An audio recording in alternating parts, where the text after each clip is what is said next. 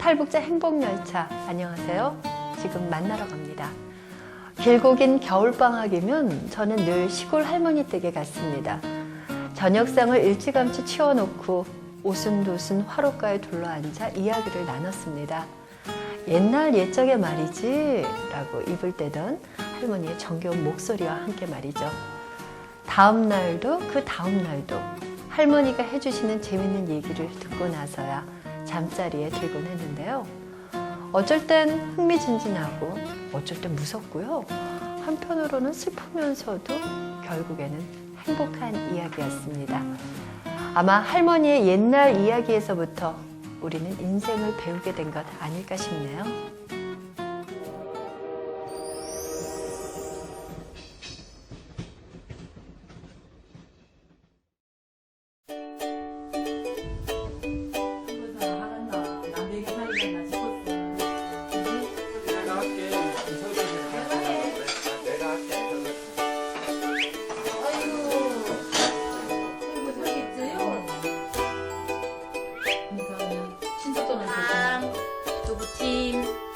그다음에 뭐 무찜 한번 살자. 요만큼만 살자 우리. 그래.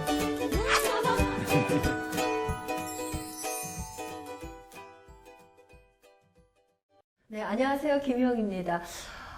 이제 뭐 유명인이라 그래도 손색이 없는 분이십니다. 순실이 형님? 네, 순실이 안녕하세요. 형님이라고 그럽니다. 네, 안녕하세요. 이순실입니다. 네, 정말 유명해지셨어요. 유명한 거 네. 실감하세요? 네, 제가 느껴요. 어떻게 실감하세요? 전철 타도 마트에 가도 그냥 이게 밖에 나가기만 하면 이순실 씨, 또 애들은 순실이 형님이다 이러고 막 사인해달라고 사진 핸드폰 밖에서 같이 찍고 막 그래요. 사실 북한에서 탈북해서 오셨을 때 이런 생활이 나한테 주어질까 상상도 못했던 일 아닐까 싶어요. 정말요. 저는 생각도 못했죠. 이건 뭐 꿈도 못 꾸는 일이죠. 네, 다른 채널 방송에서 이제 만나러 갑니다. 만나러 갑니다. 네. 거기에 고정 출연하게 되셨어요. 그러면서 네. 이제 많은 분들의 또 사랑과 관심을 갖게 되셨는데 출연하게 된 계기가 어디에 있나요? 제가 다른 계기는 없고요. 그냥 이렇게 기억을 되살리면서 계속 이렇게 블로그 정리를 해가는 거예요. 그래서 자꾸 이 감옥에서 많이 맞아서 기억력을 잃어갔기 때문에 생각날 때마다 글을 하나하나 남기기 시작했는데 그걸 우리 방송 제작진들이 본 거예요.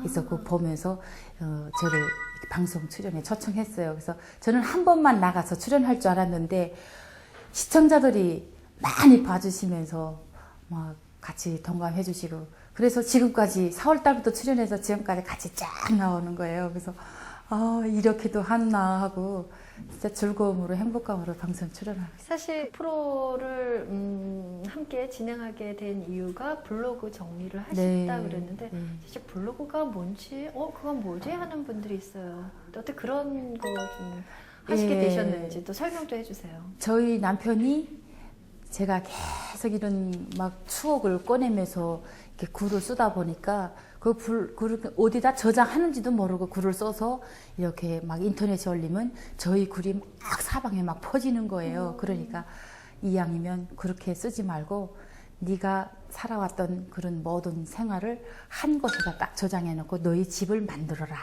그리고 거기서 이제 글도 보고 글도 올리면서 고향집과 같은 그런 장소를 마련해 줄게 해서 그런 공간을 이렇게 만들어줬어요. 그래서 다음만 쳐서 이순실 장교 또 이순실 이렇게 치면 나오던데 이제는 그냥 뭐 구글 무슨 뭐 또 뭐 있지? 그런데 네. 하여간 포털 사이트 싹 다 올라요 이름이. 와, 세상이 달라지셨죠? 네. 정말 그 무수한 글들을 읽고 블로그에 올린 글들을 읽고 어떤 사람들은 정말 감동을 받고 또 글을 올리잖아요. 예. 기억나시는 거 있으세요?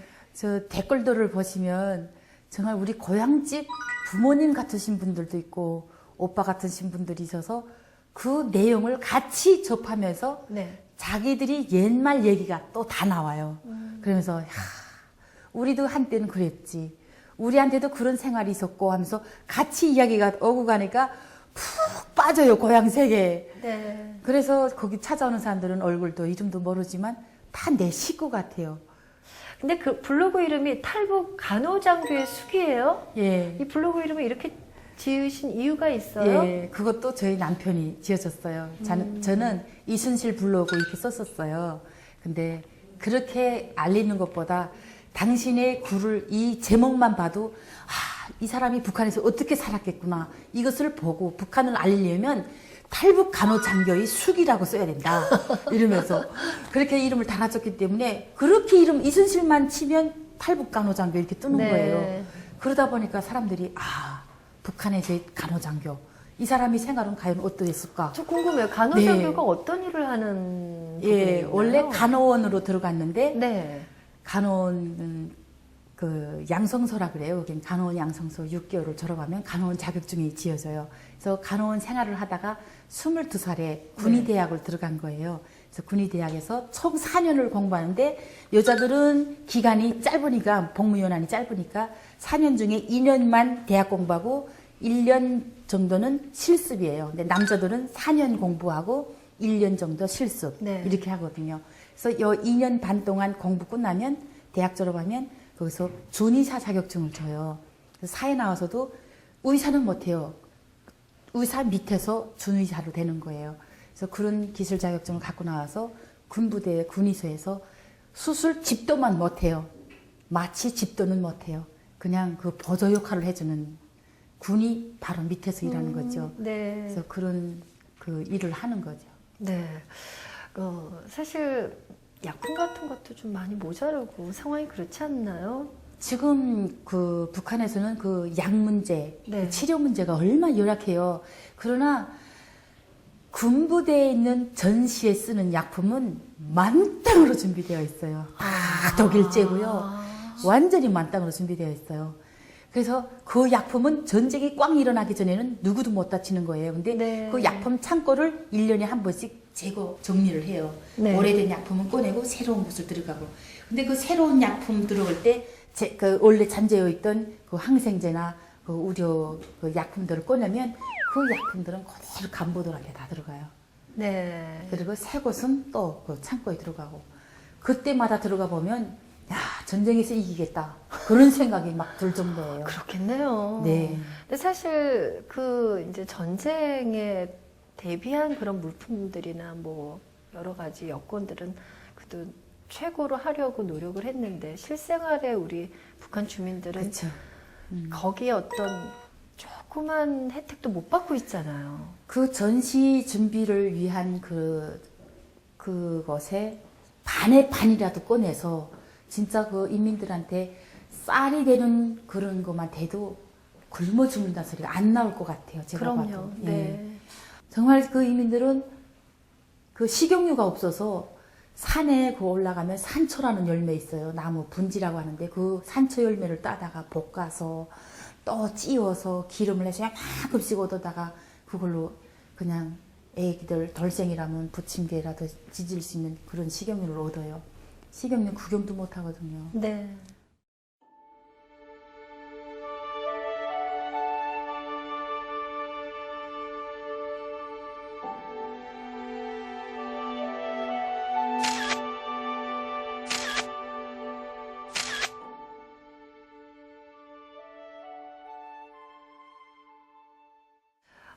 글 중에요. 남한 괴뢰군을 짝사랑하다라는 글이 있던데 이 글은 뭐예요? 제목부터가 어떤 건가요? 제가 그 개성시 장풍군 대덕산리에서 군사복무했어요. 그래서 거기서 보면 남한 괴뢰군들이 다 보여요. 네. 이렇게 육안으로 그냥 봐도 보이는데 쌍안경, 포대경으로 보면 속눈썹까지 다 보여요. 정말요? 네. 와. 그래서 이럴 때 되면 군인들이 이거 운동복을 입고 나와서 족구하고 막 농구하고 이런 걸 봐요. 네. 그런데 계속 볼 때마다 한 군인의 괴뢰군의 모습이 계속 눈에 들어오는 거예요. 한 번 보고 내려면 야 오늘 봤다.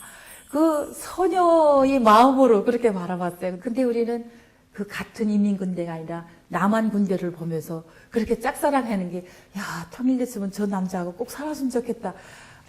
정말 통일을 그 남자를 만나기 위해서 그려본 것 같아요. 간절하게 통일을 바라본 적은 없어요. 이순실 씨가 그 북쪽에서 바라본 한국 사회를 또 이렇게 호기심 어린 눈으로 사랑의 네. 눈길로 보셨기 때문에 바로 이 자리에 함께 할 수 있지 않을까 싶습니다. 이순실 씨의 행복은 바로 슬픔 뒤에 찾아온 행복입니다. 그 얘기 자리 옮겨서 함께 나눠보도록 하겠습니다.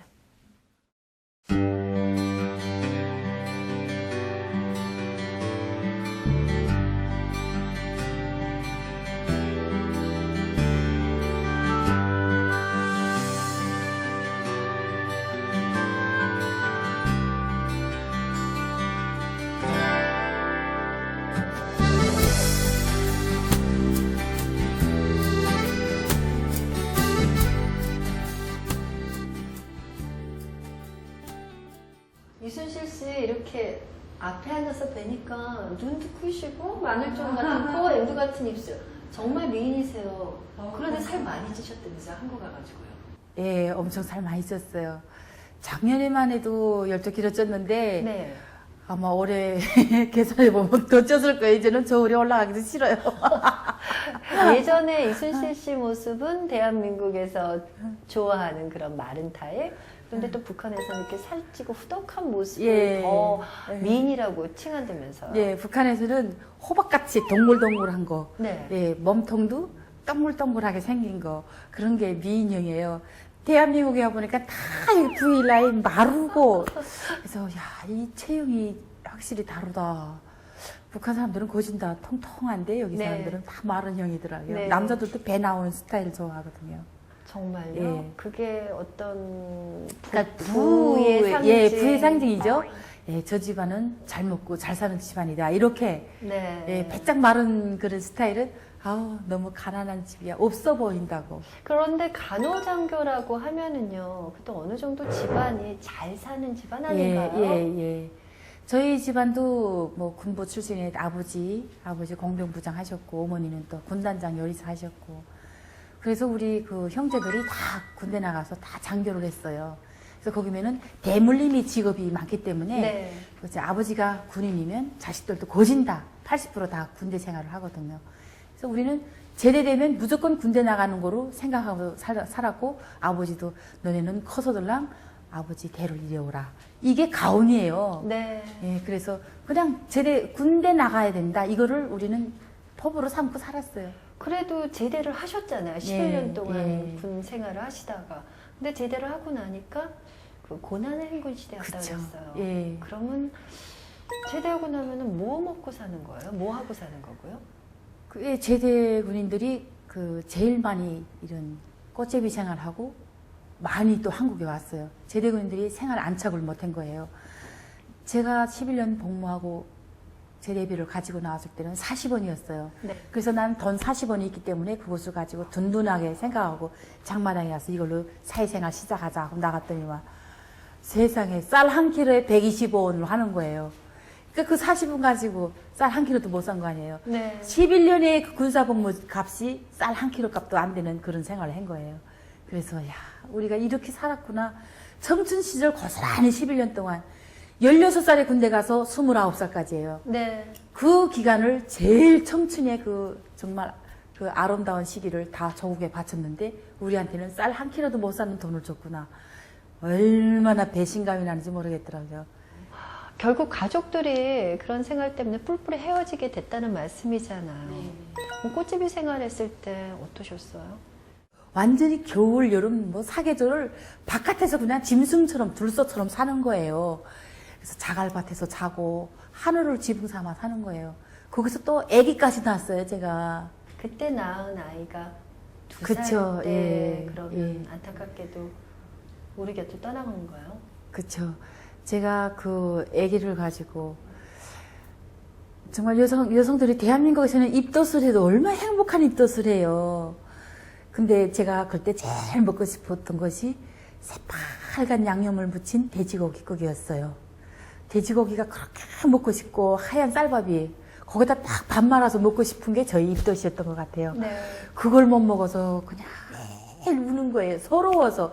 임신에 대한 그 행복감이 아니라 애를 가졌다는 막 그런 좀 뭐랄까 불행이에요. 이렇게 내가 애를 네. 어떻게 바깥에서 낳지. 근데 어느덧 10달이 다 차서 애를 낳게 됐어요. 근데 애 낳을 자리가 없는 거예요. 짐승들도 자기가 새끼를 낳으면 자기 자리가 있어요. 네. 새끼 낳을 둥지를 찾는 거예요. 근데 이건 사람인데 애 낳을 자리가 없는 거예요. 바깥은 다 꽁꽁 얼었고 정말 지나가는 사람도 진통이 와서 그렇게 아파서 울어도 누구 하나 거들떠보지도 않아요. 네. 그래서 제가 애 낳을 자리를 찾아간 것이 역전 옆에 그런 무슨 화국간이에요. 불 때는 그런 아궁이 앞이에요. 거기 들어가 앉아서 막 진통이 와서 막 배가 아파 그러는데 지나가는 할머니가 네. 배도 쓸어주고 잔동도 쓸어주고 그러다가 이제 진통이 끝나고 이제 임신하게 됐어요. 애를 받아줬어요. 근데 네. 탯줄을 끊어야 되는데 아무것도 없는 네. 거예요. 그러니까 그 옆에 유리 깨진 네. 유리가 있었어요. 그거를 바지다 뽁뽁 닦아서 아. 코를 흠흠 이렇게 해가지고 그걸로 탯줄을 자르는 거예요. 네.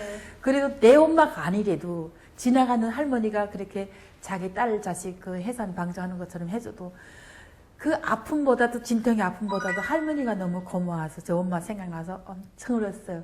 그때 제가 애 낳으면서 울었던 눈물도 막 얼었어요. 그렇게 추운 날이에요.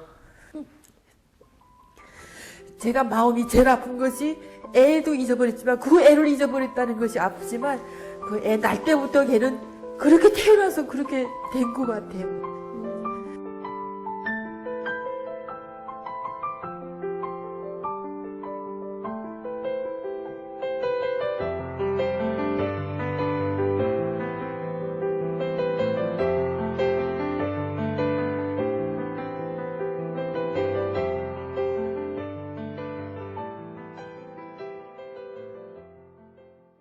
그렇게 태어난 아기가 그러면 2살까지 2살까지도 기억에 남아 있다는 얘기잖아요. 그쵸. 그 아기는 불행이에요. 그래서 제가 계속 그 아기 때문에 죽으려고 생각을 얼마나 했는지 몰라요. 네. 너도 죽고 나도 죽자. 이제는 이렇게는 못 산다. 맨날 어떻게 빌어먹는 인생. 근데 제가 건강이 약해가지고 네. 쟤도 못 먹고 하니까 자꾸 쭉 하면 이게 정간 환자처럼 자꾸 이렇게 쓰러지더라고요. 자꾸 네. 나도 모르게 넘어지고 일어나보면 사람들이 시커멓게 와서 옆에 서 있고 그런 거를 내가 느꼈어요. 그래서 내 이제는 죽을 때가 된 거다. 근데 애는 배고프니까 계속 우는 거예요. 그래서 그렇다. 내가 너를 따뜻한 집에서 태어나지도 못하게 한 죄로 또 태어나서도 저도 안 먹고 못 먹인 죄로 그나마 그래도 너가 살 때까지는 나도 살기 위해서 노력하겠다 하고 매일 압록강에 가서 그 얼은 물이라도 먹고 막 그다음에 압록강에 물 길러 오거든요. 그래서 거기 할머니들 보고 된장이라도 좀 한 숟갈씩 달라고 하고 된장물 풀어서도 먹고 그러면서 그냥 그 아기를 위해서 그냥 살한 것 같아요. 그래도 바깥에서 사는데도 아기가 감기 한 번 안 걸려요. 정말 지독하게 생명이 붙어 있더라고요. 우리 집에는. 네. 참. 정말 그 아기 생각하면은 그 가슴 속 밑바닥에 있는 그 눈물까지도 다 쏟아 부어도 그러죠. 저는 네. 지금 눈물 다 말랐다고 생각해요. 근데 또 자식 생각하면 자식 때문에 우는 눈물은 안 말라요. 정말. 네. 네. 그런데 아까도 이제 말씀 계속 이어지지만은 북한 탈출을 9번 하셨다 그랬어요. 네. 정말 그 바닥까지 내려갔기 때문에 이제서는 이해가 되네요. 9번 하실 수 있었겠구나. 정말 그 9번 탈북하는 과정에 한 4번째까지는 제가 홀몸으로 그럴 땐 애가 없을 때니까 네, 네. 그때부터 계속 탈북했다 잡히고 막 계속 그랬는데 임신했을 때 중국 변방대에 잡혔을 때도 중국 공안들이 임신부라고 따로 독방에다 재웠고 네. 밥도 따로 먹였어요. 임신부 대우를 해줬어요. 근데 북한에 가니까 이 종자가 누구 종자인가 물어보는 거예요. 그래서 저희 그때 그 남편이 맨 2군단에 있었어요.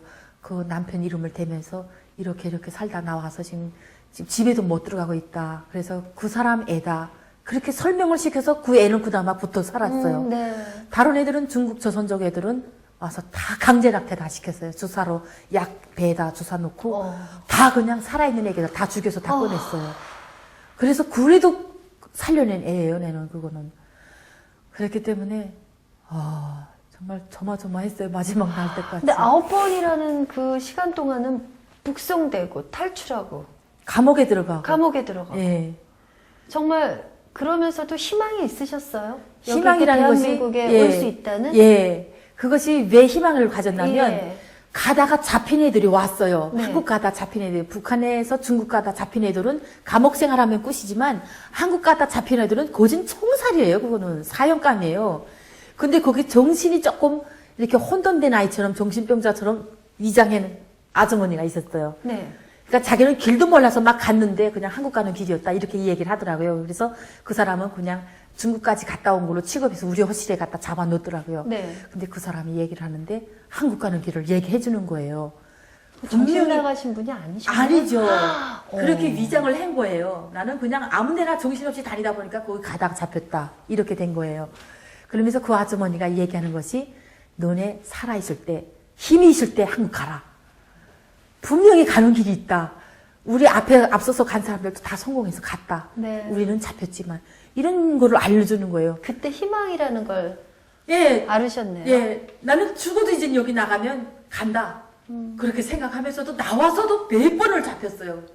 그래도 또 가고 잡히면 또 가고 또 가고 10번 만에 성공한 거예요.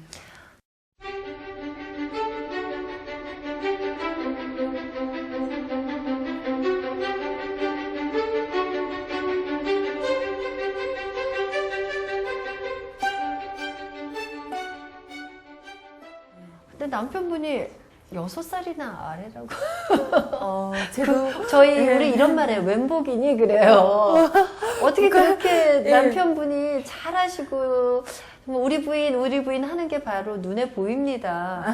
어떻게 만나셨어요, 남편분은요? 제가 원래 그 하나원 나와서 네. 집을 분양을 받아서 이렇게 집 배정을 받아갖고 들어갔는데 집에 아무것도 없었어요. 그냥 키 하나 들고 들어가서 하나원에서 준 이불로 덮고 자고 아침 일어나면 빈방. 네. 그런데 우리 탈북자들이 언니 우리 컴퓨터를 배우자. 컴퓨터를 배우면 컴퓨터로 북한도 볼 수 있대. 아. 그리고 북한에 자기 집 마당까지 볼 수 있는 네. 위성이 있대. 네, 이러면서 네. 와 그러는 거예요. 근데 돈이 있어야지 컴퓨터를 사잖아요. 그래서 생각도 못해 제가 그 인터넷 갖고 있는 그 컴퓨터 있는 집에 찾아가서 거기 통장 어머니예요. 그 어머니 집에 가서 우리 컴퓨터를 배워줄 사람을 찾아달라고 올려달라고 그랬어요. 그랬더니 이 어머니가 봉사센터에다가 이 글을 올렸어요. 네. 이 탈북자들을 한 10명 정도 무료로 그 공부시켜 주실 분 있으면 찾습니다. 이렇게.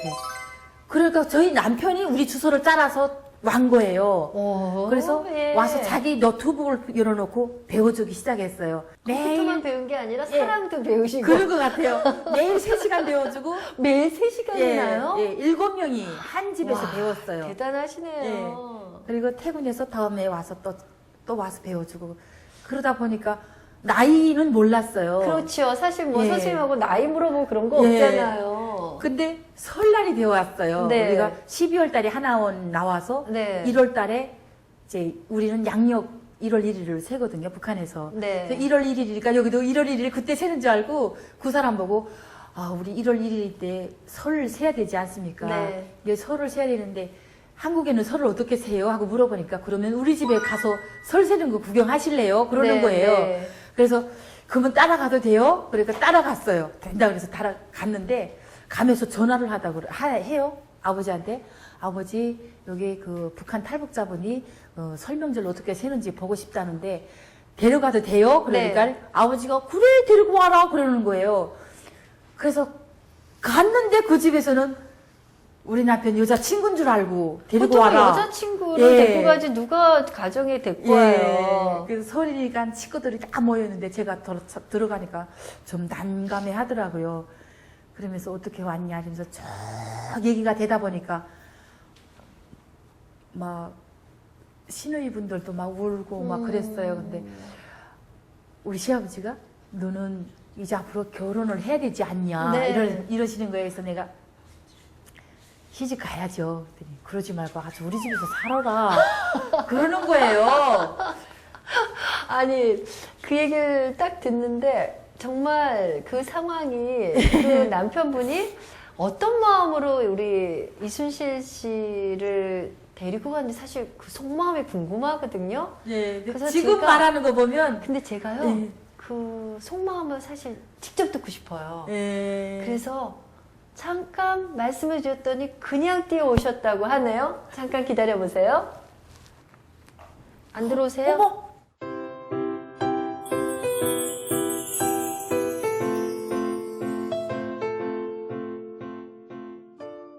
남편분 오시니까 어떠세요? 깜짝 놀랐어요. 갑자기 이렇게 나타날 줄 몰랐어요. 아니 맨날 모시는데도 이렇게 좋아하세요? 그쵸? 나는요, 예. 이상한 게 예. 아무리 힘들고 아무리 어려우고 진짜 뭐 아무 데 갖다 버려도 난 신랑 있으면 다 이겨내고 다 살 것 같아요. 우리 이순실 씨한테 좀 제가 질문하고 싶은 게 있어서 준비한 게 있어요. 씩씩한 이순실 씨를 당황시킨 나만 정착 웃지 못할 에피소드 5입니다. 5가지예요. 교대로 말씀해 주시면 고맙겠습니다. 자, 5번째입니다. 무엇에 쓰는 물건인 거? 이거 대답해 주세요. 있을 것 같은데요. 아, 이게 그런 것 같아요. 제 생각에는 제가 낚시를 좀 다녔었거든요. 낚시를 다녔는데 그 밤에 낚시할 때 쓰는 이 야광이 있어요. 네. 근데 그거를 이제 집사람이 우연치 않게 찾았나 보더라고요. 근데 어느 날 그러는 거예요, 저한테. 솔직하게 말해 그러더라고요. 뭘 그랬더니 솔직하게 말해. 그래서 뭐 여자 있어? 뭔 소리야? 그랬더니 그거를 딱 꺼내면서 얘기를 하는 거예요. 근데 그게 그 앞에 이렇게 이름이 써있는데 뭐라고 써있었냐면 네. 병광사랑. 네. 왜 그런 이름이 쓰여 있었어요? 아, 그게 야간 그 낚시할 때 쓰는 건데 뭐 12시간 뭐 지속 효과 뭐 이런 것들이 써 있었던 거죠. 네. 그걸 보고 이제 집사람은 이제 아 이게 무슨 뭐 콘돔이나 이런 거라고 이제 생각을 한 거예요. 그래서 이제 며칠 동안 고민을 했다고 하더라고요. 저한테. 세 번째입니다. 10,000원입니다. 이 10,000원입니다는 어떤 건가요? 그 승강기 타면 네. 높은 데 아파트 올라가면 이렇게 10,000원입니다 하고 나와요. 빨간 문자로. 나오죠. 예. 네. 근데 우리는 돈 내고 타라. 아. 저까지 올라가면 10,000원을 내야 된다. 이렇게 네. 알았어요. 네. 근데 사람이 그 가득 차면 10,000원입니다 하고 나온대요. 그렇죠. 네. 근데 우리는 저기까지 올라가면 10,000원씩 내야 되구나. 이렇게 생각을 했던 거예요. 10,000원 내셨어요? 아니요. 이 형사님 보고 10,000원을 왜 여기다 내야 되나. 여기는 무슨 아파트이기 때문에 이렇게 10,000원을 내야 되나 하니 말하는 게 여기는 인원이 가득 차면 10,000원입니다. 이렇게 뜬다고 알려주더라고요. 네, 예. 그렇군요. 예. 그러면 2위 알아볼게요. 두 번째. 고객님, 번호표 뽑으세요. 이 얘기는 남편분 알고 계세요? 아 저도 집사람한테 이야기를 들었는데 네. 그 이제 집사람이 이제 주차 위반 단속에 걸려가지고 그 이제 고지서를 가지고 납부를 하러 갔는데 네. 거기에서 번호표를 뽑아오세요 그러니까 집사람은 이제 번호표를 어디서 뽑아오지 하면서 자동차 번호판을 찾아가지고 가서 순번을 이렇게 기다리고 부를 때까지 이제 기다려요. 그런 이야기예요. 함부로 뜯으면 큰일 나는 건데요. 예. 그거 주차위반보다 더 위법인데요. 예, 그거. 이렇게 들어갔는데 네. 번호표 뽑으세요. 그러니까 가만히 서 있으니까 사람들이 번호표 뽑아야 된다 그래서 이거 거지서가 이거 위반 그 차 그 불법 위반했으니까 번호표 해소하고 뭐 달라는 거다 하고 그거를 생각하고서 뽑은 거예요. 사실은 근데 뽑아가지고 들어가서 기다려도 이름을 안 부르니까 번호표 뽑았는데 왜 안 부르세요? 그러니까 이 사람이 잘못 이해했구나. 네. 이건 번호표고 그건 번호판이라고 이렇게 얘기를 해주는 거예요. 그래서 알았지. 우리는 그 북한에서 그게 번호표예요. 그것도 다. 그럴 수 예. 있지요. 또 번호판도 다 번호판이고. 그런데 그 네. 주위의 사람들이 좀 깜짝 놀랐을 것 같아요. 주위 사람들은 왜 그러는지 몰랐죠. 어리둥절했지요. 아니에요. 근데 네. 그 안악에서 기다리는 사람들은 내가 뽑아갖고 들어갔을 때는 그때까지는 몰랐는데 왜 안 부르세요? 번호표 뽑았는데 왜 안 부르세요? 그러니까 네. 그때는 알은 거예요. 그러니까 북한말하고 똑같으니까 뭐 의심할 여지가 없었네요. 그럼 1위 알아볼게요. 차빼. 아줌마 차빼 있네요. 이게 다 차에 관련된 얘기가 많네요. 이건 어떤 얘기인가요? 우리 남편이 얘기해 주세요. 저희가 이제 그 전주에 살다가 네. 저 경기도 쪽으로 이사 온 지 얼마 안 됐을 때 저희가 4층에 집에 이제 전세를 얻어서 살고 있는데 1층에 식당이 있었어요. 네. 근데 이제 공간이 협소하다 보니까 이제 그 건물 내에 주차를 이렇게 하다 보니까 주차 시비가 걸렸는데 네. 그분이 이제 자기네 그 가게에 영업방해가 되니까 차를 빼라고 그런 거죠. 네. 근데 이제 집사람이 나도 여기 사는데 왜 차를 빼느냐 라고 얘기를 하니까 이제 말투가 이상하잖아요. 네. 그러니까 이제 편견이죠. 이제 조선족이라고 생각을 하고 네. 집사람한테 이제 좀 심하게 말을 한 거죠. 아. 뭐 거짓 아, 들으시냐고. 제가 차 빼 하는 것도 아줌마 차 빼! 그러는 거예요. 그래서 그 말에 열이 난 거예요. 왜 네. 같이 쓰는 공간에서 왜 차 빼라는지 몰라서 우리도 같은 데서 사는데 왜 빼세요? 그다음에 말치가 싹 이상하니까 이 거지 년이 이러는 거예요. 그 다음에는 열이 확 올라가지고 그래 거지가 이라 했지 너 거지가 내가 맞아봐라. 그래서 팔 긋고 치고 빠고 때리고 막 달라붙은 거예요 그때. 근데 대한민국에 와서 진짜 사람 때려본 적은 없어요. 근데 그때 폭발된 거예요. 폭발되면서 그 분노와 증오 그것이 동시에 폭발됐어요. 아직까지 참고 왔던 스트레스까지 다 엄청 크게 맞았어요. 그래서 당신의 마누라가 나를 이렇게 때렸기 때문에 뭐라고 계속 우리 남편한테 뭐라고 하는 거예요. 저희 남편이 다 듣다가 당신네들은 그렇게 얻어맞은 게 마음이 아프고 상처가 받았다고 그렇게 야단하지만 이 사람은 그 거지가 라는 말에 당신네들보다 더 아픈 상처를 입은 사람이다.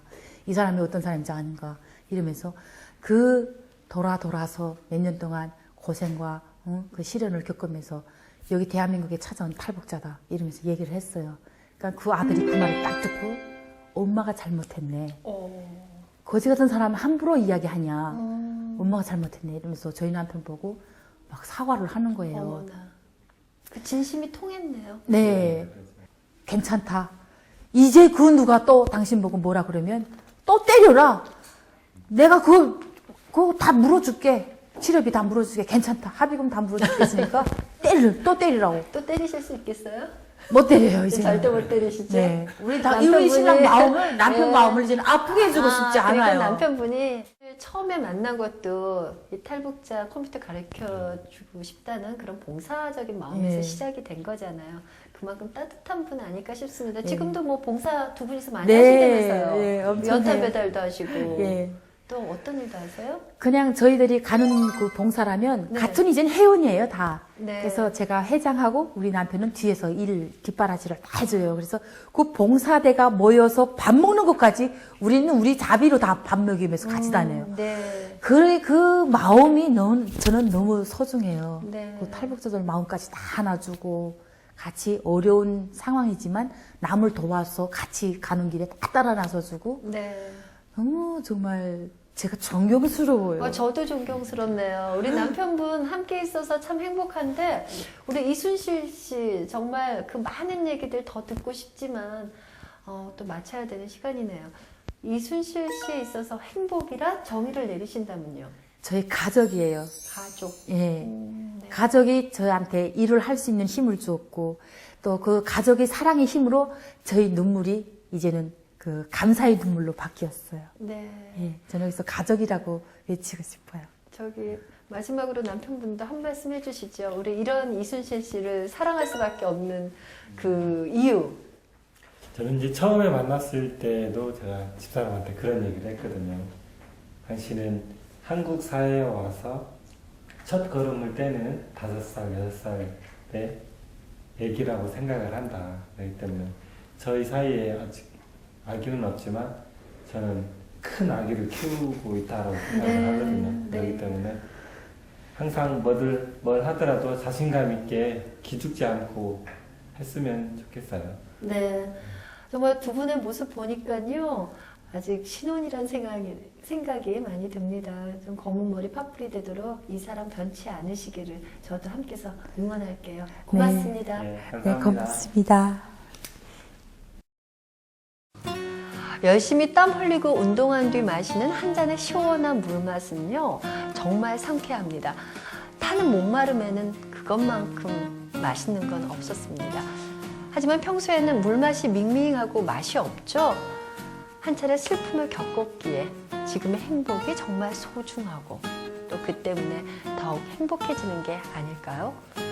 오늘 밤에는 여러분 곁에 있는 소중한 사람들 한번 챙겨보는 시간이 됐으면 합니다.